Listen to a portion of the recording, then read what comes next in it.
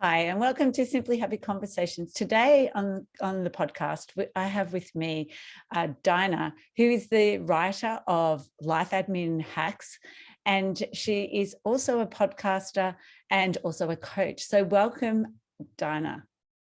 Thanks so much for having me on the show today. Oh, no, it's great to have you. It's great to finally have you to chat to you in person, especially after the last month. I've been reading the book and putting all of the tips into play within my own life. So it's great to actually physically see you in person and to be able to hear it from you live. I mean, I've also listened to your podcast, which is great. And I highly recommend people going and checking that out as well. So maybe share. Oh, sorry. No, it's so great to actually talk to people who've read the book and hear what they think. So it's always exciting to have those conversations. So maybe start and share a little bit about yourself and what do you like to do in your free time? Yeah, I love to get out into nature. So bushwalking is kind of my go-to thing. I love to go actually with friends and sort of combine the social side of it, being able to have a nice chat with a nice long walk in nature. So that's definitely high on the priority list. I'm also a big reader.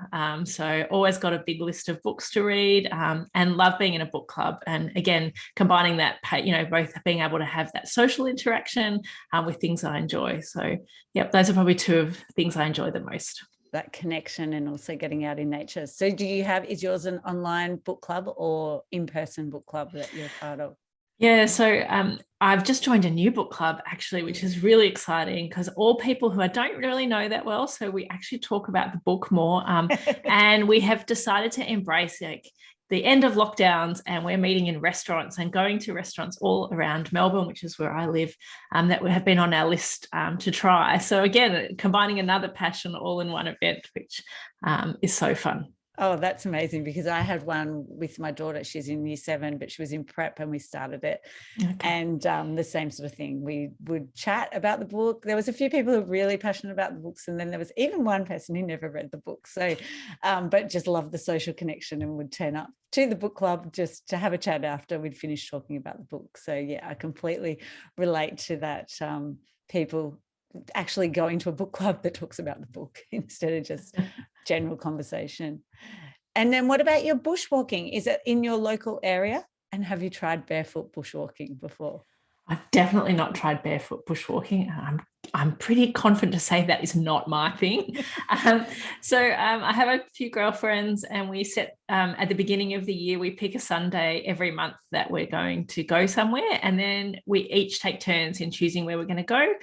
Sometimes we do really close to Melbourne, and then other days we venture further afield, and we try and get away once a year to go somewhere for a hiking weekend. So things like the Grampians, we did the 3 Capes in Tasmania before COVID, and we've got a few other multi-day hikes that we've got up our sleeve and planned if we can escape our families. So yeah, all things to look forward to over future years. Oh, definitely, especially now out of lockdown. It's those things open up to you now, the places you can visit. So tell us about the podcast and the book and how it all started for you.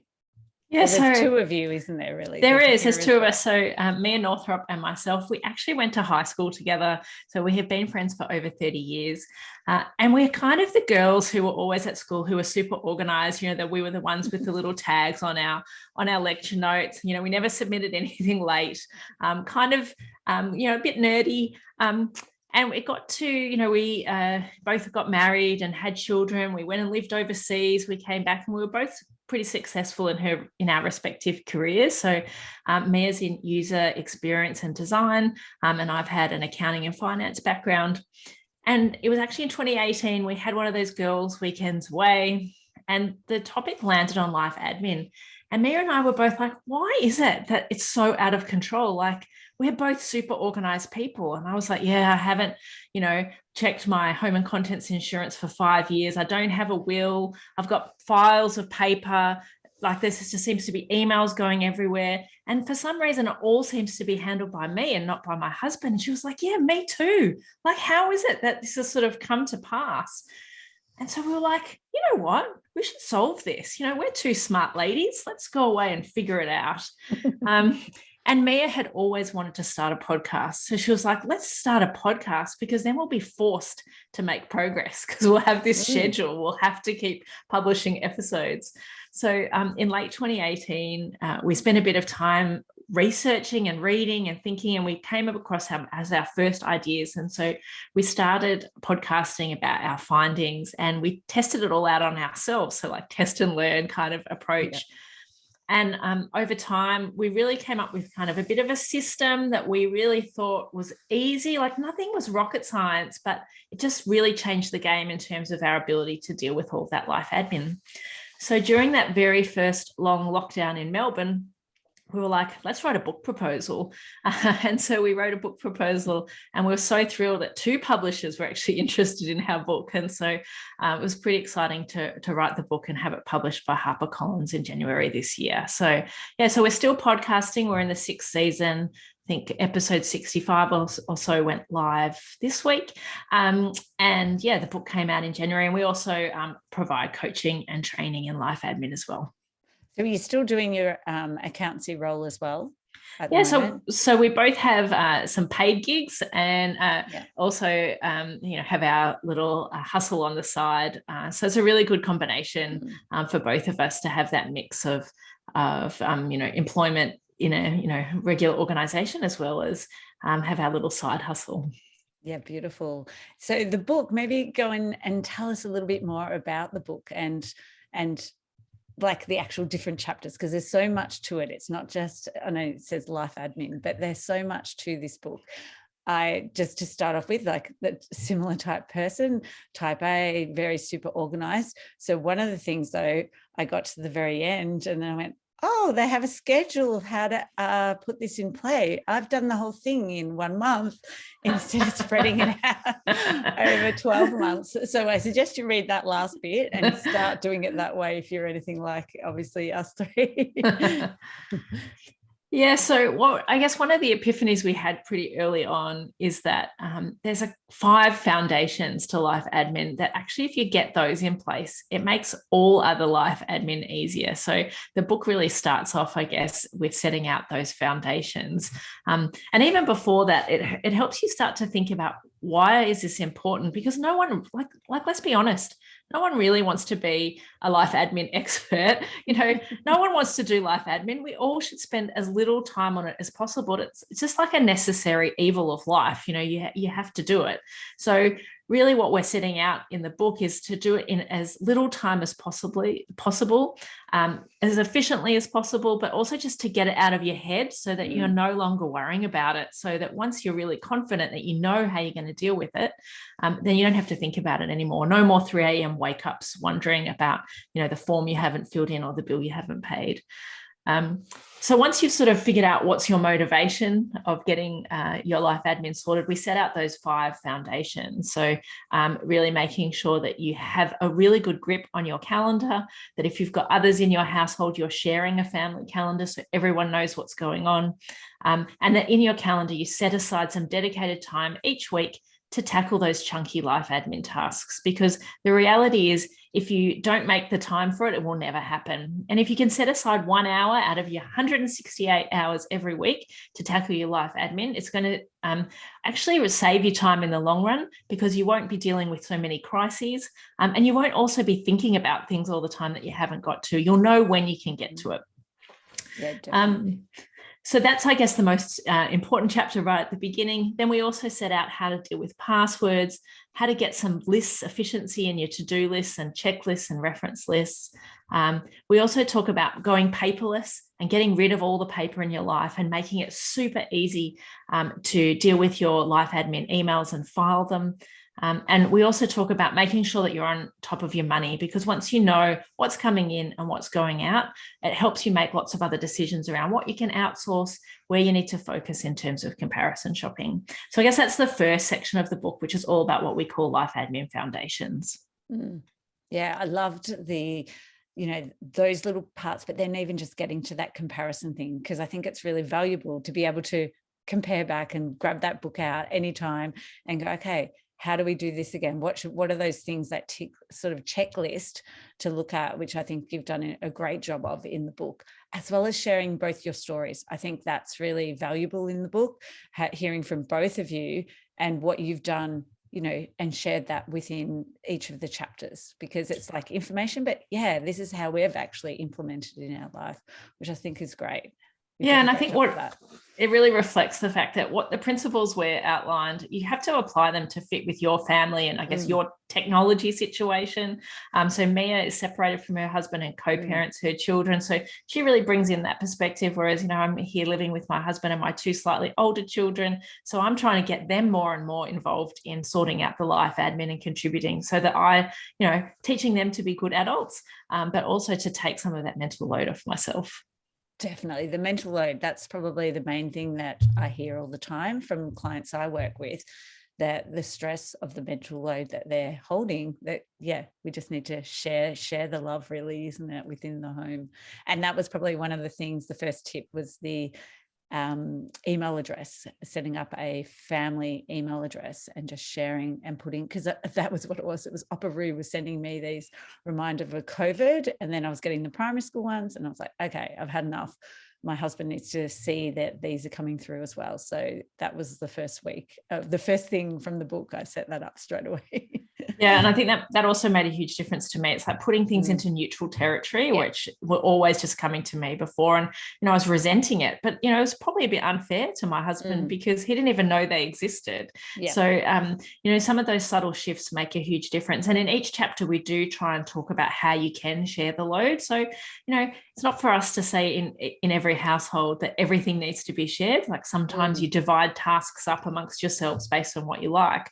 But for just about everything, there is a way of sharing it and giving, I guess, a greater visibility across the household of what's going on and making sure that people contribute in whatever way you decide is fair. I definitely agree, that visibility, because he would do the sporting things and the emails would be coming.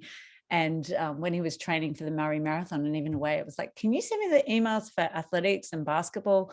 Whereas now they're all in that email, and both of us can go in there and access it. And there's no that time wasting of forwarding it on to each other. We were constantly forwarding stuff, and just, I think, doing your own admin for work, it's like now so much more streamlined without these popping up of things that are irrelevant right now while you're focusing on your own work, isn't it?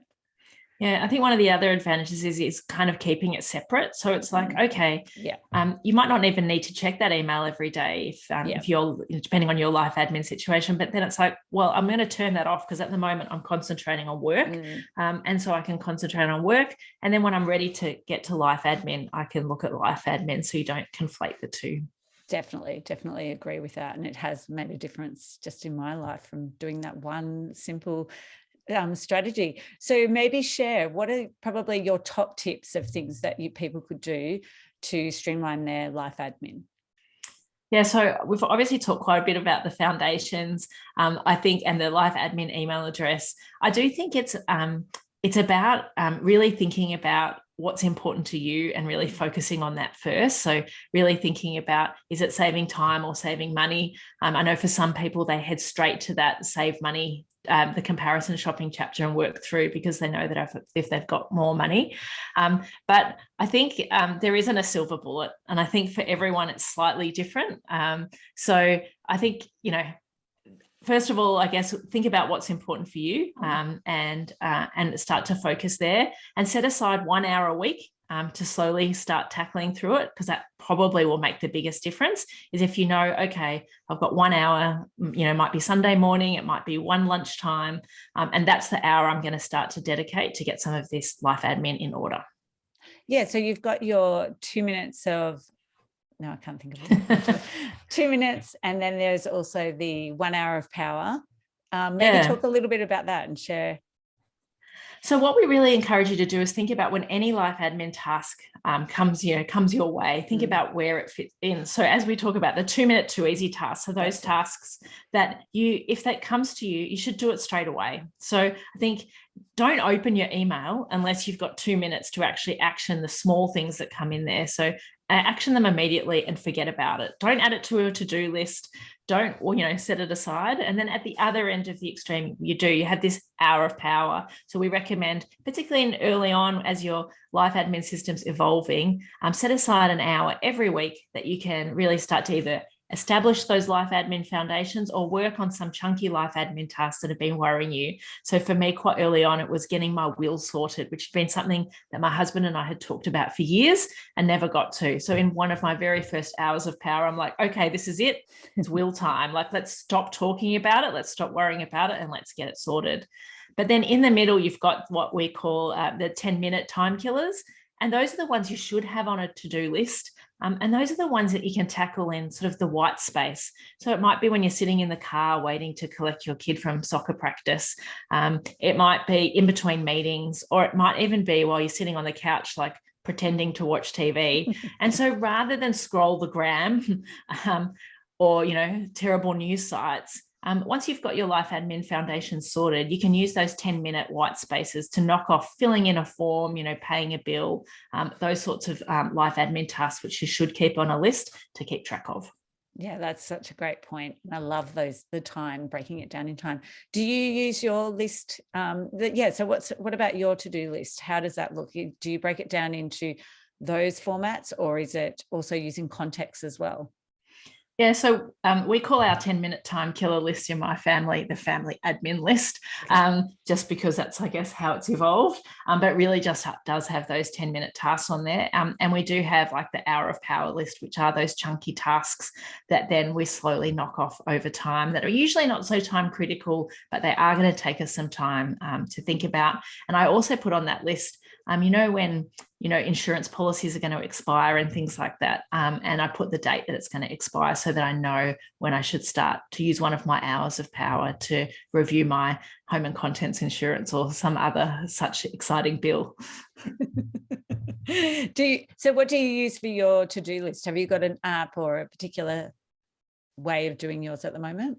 Yeah, so we're iPhone users in my family, and I've tried lots of different apps and landed back on the native iPhone app, which is called Reminders. It's got great functionality. And the thing that I love the most about it is that I can tell Siri to add things to my list. So if there is something that I do suddenly pop into my mind, or if one of the kids mentions something to me, I can easily ask Siri to add it, and I can immediately forget about it because I know it's safely held in my list. And it also really good sharing functionality. So I love nothing better than assigning a task to my husband or my daughter. My daughter's old enough to have a mobile phone. She's definitely old enough to have those life admin tasks assigned to her. So I highly recommend getting your kids involved as well. Oh, definitely. And we just did that same thing. I use my reminders mainly because of the Siri function, but I actually shared it yesterday. So it was a client. I was pretty much being her paper and pen for her, and she was sharing, what do we have to do to be able to move another child back into their home? And so we just went through, and I typed the list up in reminders, and then later I just shared it with her. So she has that list as well, which I think is such a great function in there. Yeah, it's so amazing. simple, isn't it? And just the Siri, just adding it to the list when you're driving or wherever you are, you can just add it by voice, which is so great now. Yeah. Thank you so much for your time, Dinah. It's been so great to hear some of those tips around admin and the book for people to go and check it out. How can people find you, and where's the best spot? And share your podcast as well. Yeah, so the book is called Life Admin Hacks, and you can get it pretty much anywhere. It's in Big W and Kmart, but you can obviously also get it on Audible or any of those online platforms. And actually, Mia is the main reader of the book, but I do also read certain parts of the book, so you get to hear me again if you listen to the audiobook.